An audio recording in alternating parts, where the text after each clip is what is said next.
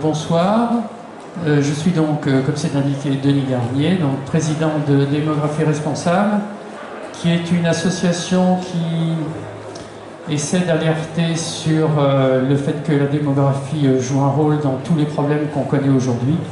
Ça va du réchauffement climatique en passant par la biodiversité et donc les épidémies, le développement des épidémies. La démographie joue aussi un rôle et c'est ce qu'on va voir ce soir. Ça y est, ça marche.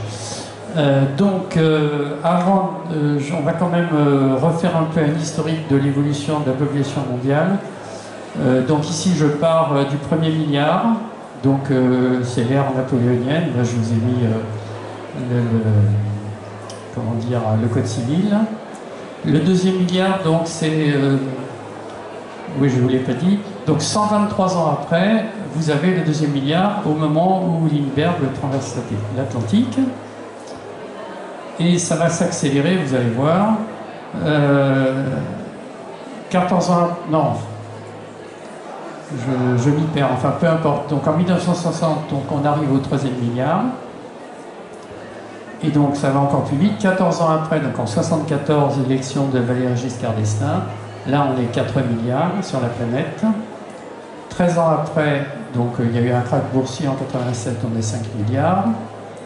12 ans après, on est 6 milliards au moment du naufrage de l'Erika. Encore 12 ans après, on est 7 milliards au moment de la catastrophe de Fukushima. Et 10 ans après, donc là on est en 2021, donc avec l'épidémie, on est donc 7,9 milliards. Si on remet tout ça dans un tableau, vous voyez qu'il a fallu de l'ordre d'1 million d'années, bon, peut-être un peu moins, pour atteindre le premier milliard. Et ensuite, vous voyez, les délais se sont énormément raccourcis. Et donc là, actuellement, on est donc sur un rythme de 1 milliard tous les 12 ans. Sous le pointillé rouge, vous avez les projections de 2019. Donc c'est tous les 2 ans. On aurait dû avoir des projections en 2021, mais du fait du Covid et des incertitudes, les démographes de l'ONU en fait ont reporté leurs projections. Donc on travaille toujours sur des projections qui ont 2 ans d'âge déjà. Donc vous voyez que le 8e milliard c'est début 2023. Et puis ensuite, donc, vous avez le 10e milliard un petit peu après le milieu du siècle. Et puis là, je ne l'ai pas mis là-dessus, le 11e milliard aux alentours de 2100. Alors qu'est-ce que ça donne ces milliards tous les 12 ans? Eh bien, ça donne tous les ans 80 millions d'habitants supplémentaires, l'équivalent de la population de l'Allemagne ou de la Turquie. Et donc, vous voyez, tous les ans, il faut bâtir des villes, construire des routes, des entreprises et nourrir cette population. Et donc, je vous ai mis, c'est intéressant, 215 000 personnes, c'est le solde naissance moins décès. Et vous voyez, ça vous donne Paris tous les 10 jours. Donc, vous voyez, c'est assez impressionnant, cette croissance de la population. Donc, la question qu'on peut se poser, c'est qu'est-ce qui se passe pour la suite? Et donc là, je vous l'ai mis. Population donc de 2019, les dernières projections jusqu'à 2100, à peu près 3 milliards d'individus supplémentaires, principalement en Afrique. Oui, 90% de la croissance de la population mondiale sert en Afrique d'ici la fin du siècle. Bon, les autres, vous voyez, l'Amérique du Nord compense l'Europe, l'Asie, bon, 80 millions, par contre, l'Asie est déjà surpeuplée. Ce qui n'est pas encore le cas d'ailleurs de l'Afrique. L'Afrique n'est pas encore surpeuplée. Par contre, à la fin du siècle, oui, là c'est une catastrophe si ça se déroule de cette façon-là. Donc je vous ai mis ici les impacts de la démographie en fait, dans tous les domaines de l'environnement. Et donc sur chaque domaine, on pourrait intervenir aussi une conférence sur le climat, la biodiversité, etc., etc. Ce soir, ce qui nous intéresse, c'est l'influence de la démographie sur les épidémies, les pandémies, et vice-versa. Qu'est-ce qui se passe? Est-ce que les pandémies ont une influence sur la démographie? On verra ça dans un deuxième temps. Et donc on commence pour voir quelle est l'origine en fait de ces épidémies, de ces pandémies. Donc il y en a plusieurs, on va les voir au passage. Et donc la première, ce qui semble la plus importante d'après les scientifiques, c'est la colonisation, c'est via la colonisation de nouveaux territoires pris sur la nature. Donc pourquoi? Pour faire face à l'arrivée de nouvelles personnes. Hein. Donc la croissance démographique oblige à nourrir des personnes, et donc on déforeste principalement, et 80% de cette déforestation est due à l'agriculture. Le reste, donc vous l'avez en dessous, et vous avez l'urbanisation qui apparemment ne concerne que 5% de la déforestation. Effectivement, des villes nouvelles qui sont construites à la place de forêts, bon, il y en a, hein, mais c'est quand même assez rare. Par contre, de façon indirecte, en fait, l'urbanisation a un rôle beaucoup plus important. Donc je vous ai mis ici, en un siècle, qu'est-ce qui va se passer, hein, donc ce qui s'est déjà passé, plus les projections, il y a 6 milliards d'urbains supplémentaires. Or, les villes, on le voit bien, sont construites en général, hein, on prend l'exemple de Paris au départ, enfin c'est Lutèce, peu importe, mais dans des endroits fertiles, hein, au centre d'un endroit fertile, vous avez une ville. Bon, de temps en temps, c'est des villes inaccessibles, des forteresses, mais la plupart du temps, ce sont des villes en bas. Et donc à chaque fois qu'on urbanise, en fait, c'est de l'étalement urbain, et on prend sur les zones agricoles. Donc ces zones agricoles qui sont perdues, ben, éventuellement, on va les chercher indirectement par la déforestation dans notre pays. Donc vous voyez que quand on prend l'urbanisation, en fait, un rôle plus important qu'il apparaît au départ. Alors, donc là, je vous ai mis ici un peu l'exemple de la déforestation. Donc là, c'est la perte nette, hein, parce qu'il y a quand même des pays qui gagnent. La France, on gagne en forêt. Pas forcément en bonne forêt, mais enfin, on gagne quand même en couvert forestier. La perte depuis, voici une perte par an, 50 000 km², ça correspond à un dixième. Donc c'est la France tous les 10 ans. Hein. Nous, on fait 552 000 km², donc c'est la France tous les 10 ans. Donc vous voyez, c'est les pays qu'on connaît, hein, le Brésil, le Nigeria, l'Indonésie, etc. Bon, alors d'ailleurs justement l'Indonésie, on le voit ici. Donc l'île de Bornéo, c'est 70% indonésien. Donc vous voyez le couvert forestier dans les années 50, bon, quasiment toute l'île. Et puis avec ces histoires de l'huile de palme, hein, les palmiers à l'huile. Et puis donc un exemple sur l'Amazonie, donc on en parle très très régulièrement. Et donc, parce que là, on n'a toujours pas parlé des virus, hein, on ne sait pas trop. Donc, la déforestation, vous voyez ce que ça donne, hein, ici c'est pour les chercheurs d'or.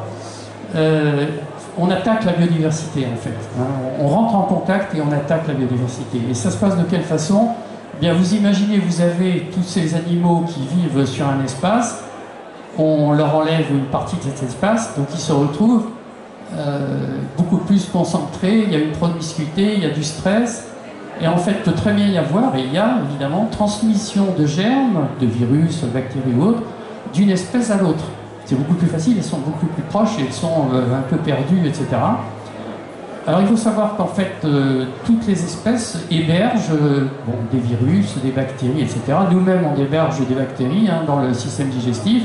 Bon, et donc on peut, par cette promiscuité, transmettre, on peut, et ça se fait, hein, évidemment, transmettre des virus d'une espèce à l'autre. Alors il faut savoir que d'ailleurs, tout en haut, vous avez la chauve-souris, là, et c'est elle qui héberge un maximum de virus. Hein. Donc voilà, vous pouvez très bien avoir, via cette déforestation qui elle-même est due effectivement au fait qu'il faut nourrir de plus en plus de monde, etc., vous avez transmission donc, de virus d'espèce à l'autre. Donc c'est une origine possible. Autre origine, le problème de la chasse et de la consommation de viande de brousse. Donc ici vous avez l'exemple du pangolin qui a été accusé plus ou moins à tort, hein, on est revenu là-dessus, mais pour le coup il est consommé et éventuellement on a retrouvé du Covid chez lui aussi, hein, et c'est pas pour ça que c'est lui qui est à l'origine.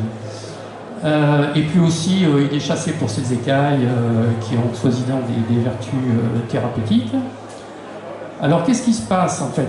Donc à la fois vous avez des gens qui chassent et consomment de la viande de brousse dans les zones en question, mais on retrouve aussi ces viandes de brousse sur des étals de marché, et donc la ville qui est à l'origine, hein, le foyer du Covid-19 qui est Wuhan, eh bien il y avait un marché, d'ailleurs en toute illégalité, hein, où on trouvait un peu toute une série d'espèces protégées, du renard à la civette en passant par le porc-épic, enfin j'ai retenu différents, oui, des salamandres, des tortues, etc.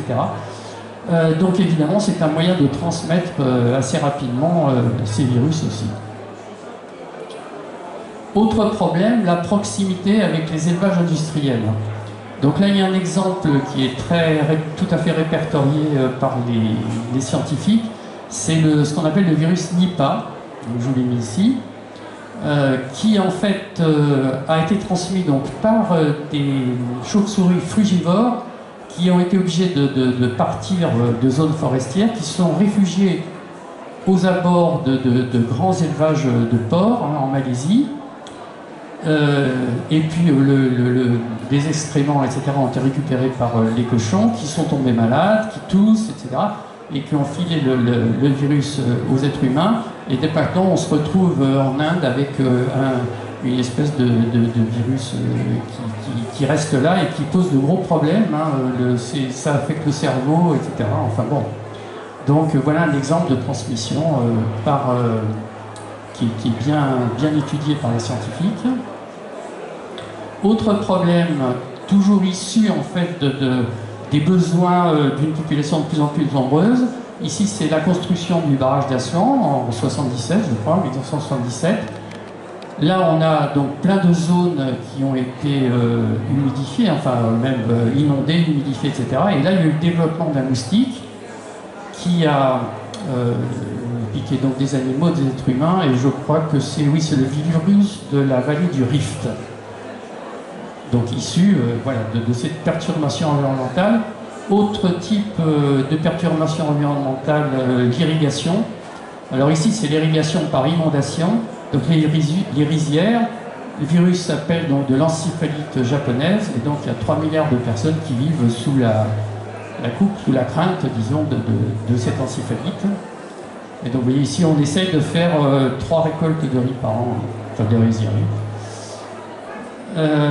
Alors, il faut être honnête, il n'y a pas que ces choses qui peuvent arriver. Hein. L'origine des virus, ça peut être aussi un échappement de laboratoire. Vous savez que ça fait partie des hypothèses pour le Covid. Autre intervention humaine possible, vous avez un exemple, c'est le virus de l'hépatite C qui s'est développé en Égypte, donc au siècle dernier, mais enfin, on dit il y a une quarantaine d'années, par une campagne de vaccination avec des seringues non stérilisées, comme ça pouvait se faire à l'époque, et ça a fait des ravages. Donc vous voyez, c'est pas simplement, ça peut être des erreurs, des échappements, des maladresses, etc., hein, si on veut être exhaustif. Alors évidemment, vous pouvez vous dire, je l'ai entendu d'ailleurs tout à l'heure sur le stand, des personnes qui disent oui, mais des zoonoses, il y en a toujours eu, hein, des maladies transmises de l'animal à l'homme, il y en a toujours eu, et c'est vrai. D'ailleurs, j'ai parlé de la viande de brousse, il est bien évident que les populations primitives qui vivaient en forêt, de chasse et de cueillette, bon, ben, ça leur est arrivé, fatalement. Hein. Mais ce qui se passait à l'époque, c'est que ça restait concentré, parce qu'en fait, ces tribus vivaient de façon isolée. Éventuellement, il y avait une partie de la tribu, ou même la totalité, je ne sais pas, qui était décimée, mais ça ne partait pas en flèche comme ça part maintenant. Ensuite, bon, vous avez eu les débuts... Ah, d'accord. Merci. Donc comme ça doit aller. Les débuts de l'agriculture et de l'élevage en Mésopotamie, évidemment, il y a eu des virus qui se sont développés, bon, ça il n'y a rien à dire. Par la suite, bon, vous avez tous les exemples qu'on peut citer, qui par exemple la peste noire en 1700... Non, c'est 1347, pardon. Et puis d'où les derniers virus qui se sont développés après la guerre de 14, là, donc c'est la grippe espagnole, voilà. Donc voilà, il y a toujours eu des virus. Le problème, c'est qu'à l'époque, si vous aviez un virus, ou d'ailleurs la peste pour le coup, c'est pas un virus, mais il y avait un seul virus qui intervenait. Là maintenant, en fait, ce qui s'est passé ces dernières années, et on va le voir là, voilà, c'est qu'en fait, on découvre de plus en plus de virus chez l'être humain, pathogènes. Et donc, les scientifiques, bon, bien sûr, quand il y a de nombreux morts, on fait des études, on analyse, etc. Et le fait, avant, bon, quand les gens décédaient, il n'y avait pas d'études particulières.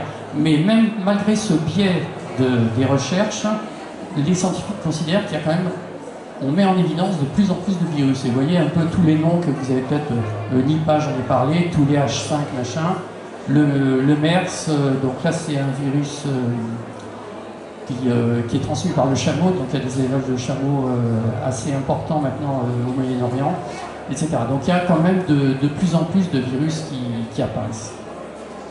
Donc ici, je crois que la suivante, oui c'est ça.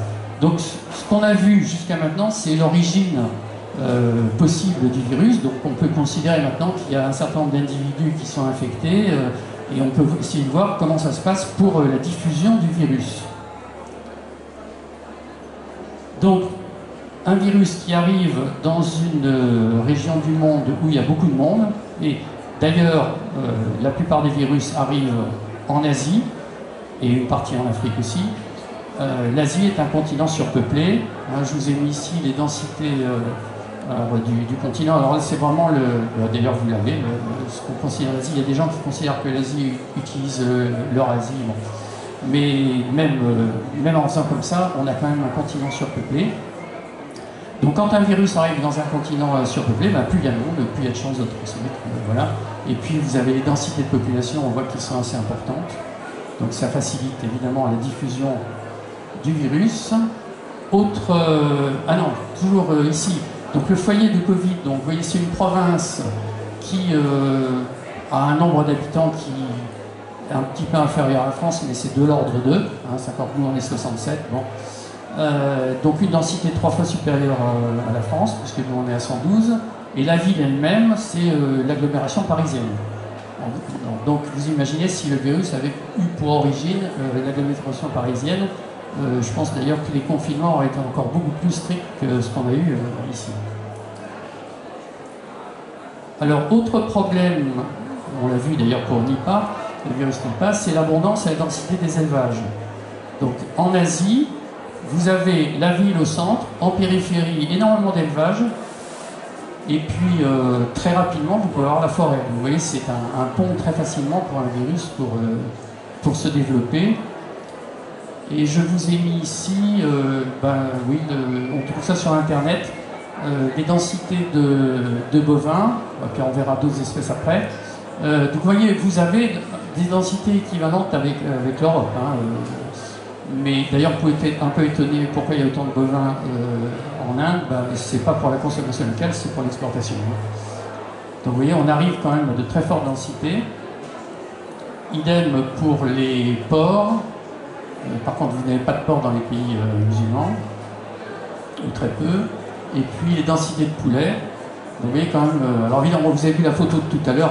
C'est normal qu'on ait de telle densité parce qu'on voit bien qui se marche dessus. Mais enfin, c'est quand même énorme. On arrive à des 1000, 5000 et 10 000 poulets au kilomètre carré. Voilà. Nous, on est 112 les humains. Voilà. Donc, l'épidémie, elle est en Asie ou même en Afrique. Et comment se diffuse-t-elle dans le monde, Oui, pour l'instant, on en est là. Par le trafic aérien, principalement. Donc vous savez évidemment qu'il y a énormément de vols, je peux vous donner les chiffres. Avant Covid, c'était 100 000 vols par jour. Et dans l'année, c'est un déplacement de 4 à 5 milliards de personnes. Donc vous imaginez bien qu'une personne qui est infectée, je ne sais pas, en Asie ou en Afrique, 12 heures ou 15 heures, 20 heures après, elle est dans une autre agglomération, dans une grande ville européenne, américaine ou autre. Donc ça va très vite et il y en a énormément. De même, le trafic maritime, il y a énormément de trafic. D'ailleurs sur Internet, on peut voir en temps réel les grands cargos se déplacer, c'est assez impressionnant. Qui transportent évidemment des individus, mais surtout des biens et puis des animaux. Donc vous pouvez avoir des animaux qui sont détectés et qui sont transportés. Mais vous avez aussi des animaux dont on ne veut pas, par exemple les moustiques, des larves de moustiques qui sont transportées dans des pneus, etc. Et donc là aussi un exemple assez bien connu, c'est le chikungunya qui a été transporté de cette façon-là. Donc pareil, vous pouvez dire, oui mais du trafic aérien il n'y en avait pas, le trafic maritime il y en a toujours eu. Bon, il y en a toujours eu, mais il y en avait beaucoup moins que maintenant. Et puis ça mettait, je sais pas, des semaines, parfois des mois pour se déplacer. Donc quand il y avait des personnes infectées, ben, éventuellement elles décédaient, on s'en rendait compte. Bon, donc ça a beaucoup évolué. Et de toute façon, oui, donc là je reparle de la peste noire, donc de 1346 ou 47, là. C'est arrivé par Marseille. Il y a eu de 30 à 50% de la population européenne qui a été décimée, donc ça a été vraiment une catastrophe. Mais par la suite, on a institué des quarantaines, un système de quarantaine quand les bateaux arrivent à Marseille, donc pendant plusieurs dizaines ou centaines d'années, puisqu'on repasse à, je crois que c'est 1720, l'épidémie suivante, qui était assez importante. Là, on n'a pas respecté la quarantaine, hein, pour des raisons voilà, économiques. Ils voulaient vendre rapidement sur des marchés, et donc, hop, c'est reparti. Mais ce coup-là, il y a eu un genre de confinement, c'est-à-dire qu'on a mis l'armée aux alentours, enfin, à la périphérie de Marseille, et là, les gens ne passaient plus, et donc ils ont réussi à endiguer la chose. Donc, vous voyez, donc ça a toujours existé, mais ça allait beaucoup moins vite, il y avait beaucoup moins de déplacements, éventuellement, il y avait des caravanes, effectivement, qui pouvaient transporter, mais ça n'a rien à voir avec les transports modernes et les déplacements modernes. Et donc maintenant, on passe au stade de la pandémie, donc via ce qu'on vient de voir. Et là encore, on arrive dans des régions, des zones qui sont extrêmement peuplées, donc abondance, densité, et où en fait vous avez ce qu'on appelle la continuité spatiale, c'est-à-dire que, vous voyez, la région parisienne, Île-de-France, bon, c'est un carré de 35 km de côté, il y a 10 millions d'habitants, donc un sixième ou un septième de la population française qui se trouve là. C'est un terrain extrêmement favorable, et c'est vrai qu'il y a eu vraiment des problèmes avec le Covid dans la région parisienne. Et même, vous devez vous souvenir, enfin moi je ne l'ai pas ici, mais on a essayé d'instituer le masque dans certains quartiers, certaines rues, etc. Et pas dans d'autres. Bon, on a vite abandonné le truc parce que la continuité spatiale est beaucoup trop importante. Par contre, à l'inverse, vous avez tous vu qu'il y avait des régions qui ont été moins touchées. Pourquoi? Parce que, comme vous ne pouvez pas se déplacer d'une région à l'autre, voilà, ça s'est développé dans certains endroits. Il y a eu l'histoire de Mulhouse avec les religieux, là. Donc voilà, mais par contre, là où il y a une forte continuité spatiale, c'est très facile de développer, d'étendre le virus. Et de même, vous avez évidemment le mode de vie, c'est-à-dire, bon là c'est un cancer, mais bon, tout ce qui concerne les concentrations de population, donc on l'a vu, hein, les théâtres, les cinémas, les concerts, même les salons d'ailleurs, donc ça favorise, et donc là c'est du monde, c'est de la population, c'est de la démographie. Bon, d'un autre côté, alors là, comme tout à l'heure, la chambre de laboratoire, il faut reconnaître qu'il y a eu de l'information, des maladresses et même de l'incompétence de la part des autorités. Donc voilà, on continue à brûler des masques au début de l'épidémie. On n'avait pas réapprovisionné le stock, etc. Donc là, il y a vraiment des erreurs. Bon, les maladresses, bon, on s'est un peu fichu de nous au niveau des masques au départ. On ne savait pas les mettre ou on ne saurait pas les mettre, etc. Donc il faut quand même rappeler que c'est grave malgré tout, hein, parce que ça a participé au développement de l'épidémie, même s'ils sont peut-être ressaisis par la suite, mais au début ils ne sont pas terribles. Donc voilà, et puis même s'il y a l'histoire des frontières, au départ on nous a dit non, mais le virus ne connaît pas de frontières. Enfin, il y a quand même des pays où on mettait les gens en quarantaine ou même en quatorzaine. Quand ils arrivaient, nous, c'était tout ouvert. Et, voilà. Donc on est obligé d'en parler parce que c'est pas simplement un problème démographique, c'est aussi un problème d'autorité. Voilà.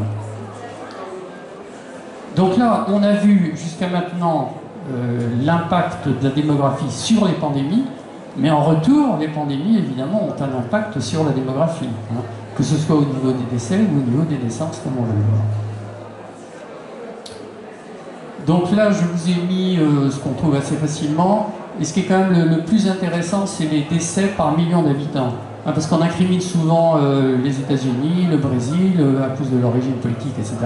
Effectivement, ils sont dans les premiers, mais enfin, c'est pas forcément les premiers. Hein. Oui, les décès les plus importants par million d'habitants, bon, je vous laisse lire. La France, donc, est 20e.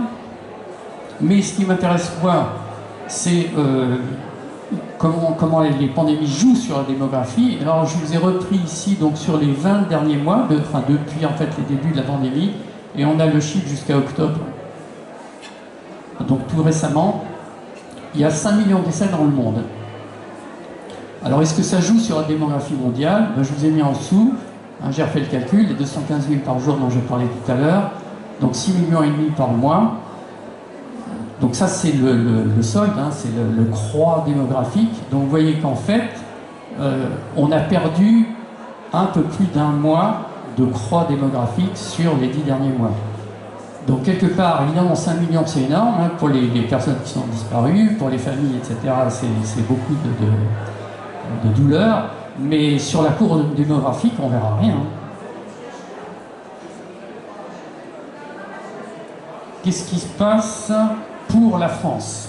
Alors pour la France, vous avez les grippes annuelles, donc il y a une année où ça se passe pas trop mal, donc vous voyez avec les pics, et puis les pics de l'épidémie de Covid. Bon là pour le coup il y en a deux vagues dans l'année, donc voilà, c'est des choses qui sont connues. Par contre, ce qui peut être intéressant, c'est de comparer deux statistiques, celle de l'INED et celle de Santé publique France. Donc l'INED considère qu'il y a 55 000 décès de plus en 2020 qu'en 2019. Pour eux, c'est possible hein, de faire ce calcul. Seulement, l'INED nous dit, oui, mais on s'attendait, tous les ans, on s'attend à ce qu'il y ait de plus en plus de décès de personnes âgées. C'est la suite du baby-boom de l'après-guerre, une espèce de papy-boom. Bon, donc comme on s'attendait à 13 000, on fait la différence, on n'a plus que 42 000 décès supplémentaires. Et par contre, Santé publique France nous dit, ben nous, on a, dans les hôpitaux, on a recensé 65 000 décès. L'INED nous dit, oui, mais attention, ils ne prennent pas les décès à domicile. Et donc finalement, on a 68 000, on fait différent. Voilà, il y a 3 000 en plus, pardon, donc 70 000. Donc là, il y a une différence. Comment elle s'explique? Bon, c'est des choses dont vous avez entendu parler. Comme il n'y a pas eu beaucoup moins de décès de la grippe saisonnière du fait à la fois du confinement, des gestes barrières, etc., ben, il y a eu moins de morts. Évidemment, quand on ne pouvait pas se déplacer, il y a eu moins de morts de la circulation. Et de l'autre côté, vous voyez, Santé publique France compte tous les décès de gens qui ont été testés positifs, mais en réalité, vous avez des gens qui avaient des comorbidités et qui seraient morts dans l'année. Alors, je vous ai tout mis sur un petit dessin. Vous voyez, on part de zéro. Donc, pour l'INED, grippe, accident de la route, donc ça fait des personnes en moins, et puis on remonte et on a un bloc. Et pour santé publique, ben, on a des décès, on a les comorbidités, et en fait on arrive au même bloc, la même quantité. Et donc si on regarde en bas, ce qui nous intéresse nous pour comparer, ce sont les 42 000 décès supplémentaires. Hein. En termes de démographie, ce qui va nous intéresser, nous, c'est les décès supplémentaires. On va les rapprocher des chiffres de la croissance de la population française en 2019, 140 000. Oui, ça nous fait 4 x 4, 16. Bon, on va dire entre un tiers, en disant un tiers comment dire, ça correspond à un tiers de la croissance de la population sur l'année. Alors oui, tout à l'heure on était à 1/12, hein, moi c'était 1/12. Pour la France c'est un tiers, donc c'est plus impactant pour un pays comme le nôtre. Alors pour quelle raison? Parce que la moyenne d'âge est assez élevée hein, dans un pays comme la France. Et puis, peut-être qu'on s'y est mal pris, hein, on l'a vu, il y a eu quand même des problèmes, voilà. Mais est-ce que, disons, un tiers de naissance annuelle, pas de naissance, pardon, un tiers de croix annuelle en moins, est-ce que ça va jouer sur la courbe démographique française sur le long terme? Pas énormément, il faut bien dire ce qui est. Donc ça on a vu, c'est l'impact des décès. Non, alors je continue, oui, quand même, si comparaison entre les différents, enfin surtout entre la grippe espagnole et le Covid, ça aussi c'est des choses que vous connaissez un petit peu. Hein. En fait, la grippe a touché toutes les classes d'âge, et plutôt d'ailleurs les jeunes et les personnes d'âge moyen. Vous voyez, les 60 ans et plus ont été moins touchés. Pourquoi? Parce qu'ils avaient déjà subi des épidémies précédentes et ils avaient une défense immunitaire qui leur a permis de résister. Donc c'est assez étonnant, hein. Surtout quand on compare, effectivement, bon, je ne parle même pas de la grippe de Hong Kong, mais de l'épidémie-là qui a touché évidemment essentiellement les personnes âgées sur le plan de la mortalité. Et autre aspect quand même, donc, de l'influence des épidémies et des pandémies, ici c'est sur les naissances. Donc vous avez les naissances de janvier 2021, donc conception au niveau de la du premier confinement, hein, en avril-mai. Eh bien il y a moins 13,5% de naissances, vous avez pour les autres pays, mais pour la France. Donc vous voyez, c'est quand même assez significatif. Alors pourquoi? Alors certaines personnes ont pensé que comme on était confinés, les couples seraient plus souvent sous la couette et puis comme ça il y aurait des procréations. En réalité c'est un peu oublié que les enfants chez nous ils sont programmés. Donc en fait les gens ont décidé de pas ou de reculer la conception de l'enfant. Parce qu'on n'a pas confiance dans l'avenir. C'est ce qu'on appelle maintenant un peu l'éco-anxiété. Vous savez, au niveau même du réchauffement, il y a des gens qui sont moins chauds pour faire des enfants, qui reportent, etc. Alors est-ce que ça va être comblé? Est-ce qu'il va y avoir un rattrapage? Donc ça on verra, là je ne peux pas en parler maintenant. Mais donc ça a joué, donc vous voyez ça joue à la fois sur les décès et sur les naissances par un aspect psychologique pour le coup. Alors je vous mets ici donc, les conséquences possibles. Donc là vous avez toutes ces choses que vous avez vécues, il n'y a pas de problème. Mais vous voyez qu'en fait ces pandémies ont un effet sur le mode de vie, évidemment, et sur les libertés. Hein, on en a tous un peu souffert. C'est lié de notre point de vue, enfin je vous l'ai montré quand même une partie, au fait à la démographie. Donc vous voyez, on est en train de payer peut-être une des premières crises liées à la démographie. De même, on aura des restrictions peut-être avec le réchauffement, hein, ça nous pend au nez. Et donc, c'est pas très enthousiasmant. Alors, évidemment, la question qu'on peut se poser tout de suite, c'est est-ce qu'on peut agir sur les pandémies en jouant sur la démographie? Eh bien, je dois le dire, à court terme, non. On ne peut rien faire à court terme en agissant sur la démographie. Pourquoi? Parce que la démographie, c'est au niveau des générations. Donc, 1-2 générations, oui, on peut. Après, je vais en parler. Mais à court terme, non. On ne peut rien faire de particulier. Donc qu'est-ce qu'il faut faire? Ce qui a été fait par des scientifiques, c'est-à-dire étudier, bien séquencer, etc. Enfin, essayer de prévenir les choses, d'alerter, de soigner, etc. Autre chose que vous connaissez aussi, c'est en fait renforcer l'immunité des individus. Hein, donc par des campagnes, et puis que chacun d'ailleurs a une idée sur le sujet. Et donc, ici je vous mets, il y a un nouveau concept qui s'appelle l'écologie de la santé, donc ONE, c'est une seule santé, qui nous dit qu'en fait la santé c'est une santé globale, en fait. La santé des êtres humains, de l'environnement et animal forme un tout. Et il faut travailler ensemble, c'est une interdisciplinarité, c'est quelque chose d'assez nouveau. Hein. Donc ça veut dire que les médecins, enfin pas tous, mais certains médecins doivent travailler avec des agronomes, travailler avec des vétérinaires, de façon à bien étudier ce qui se passe dès qu'il y a un problème dans un des secteurs. Voilà. Donc c'est l'interdisciplinarité. Donc ça c'est bien une bonne idée. Et donc, oui j'ai terminé. Et avant de terminer, oui, moi j'ai rajouté, je ne sais pas si vous avez vu, voilà, au départ le logo c'est ça. Mais moi j'ai rajouté les deux gamins, c'est-à-dire que nous on pense à la démographie responsable, qu'il faut se contenter de 2 enfants, voilà, 1 ou 2 enfants. Au-delà, on augmente la population. Et par contre, oui, ça me fait sauter un truc que je voulais dire. Oui, donc, à court terme, on ne peut rien faire, mais à moyen long terme, oui.